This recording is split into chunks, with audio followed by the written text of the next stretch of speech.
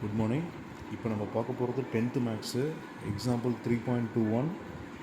Find the square root of 64x⁴ minus 16x³ plus 17x² minus 2x plus 1. இப்போ just நம்ம என்ன பண்ணுறோம், அந்த சம் அப்படியே எழுதுகிறோம்.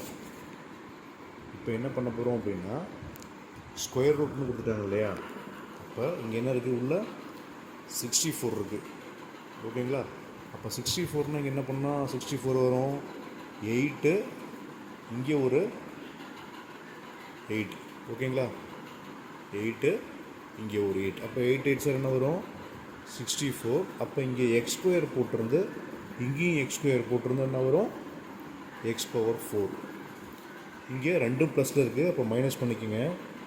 இது கேன்சல் ஆகி போயிடுங்களா.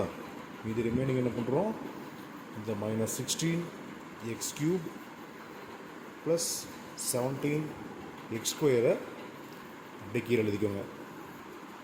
ஓகேங்களா.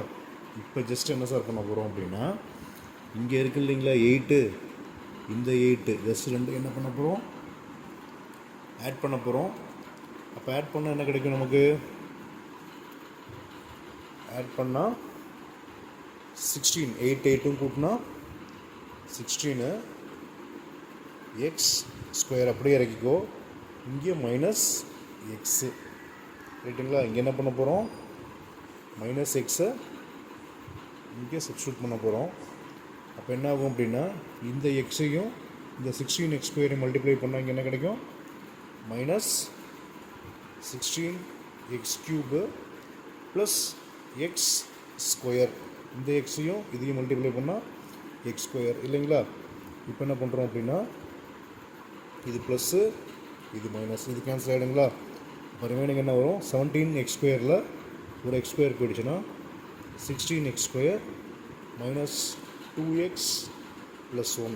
இப்போ இந்த டேர்ம் இருக்குது இல்லைங்களா, இது என்ன பண்ண போகிறோம், 16x² minus 2x plus 1. இப்போ இங்கே 16x² minus 2x plus 1 சைனை சேஞ்ச் பண்ணிக்கோங்க. Minus plus minus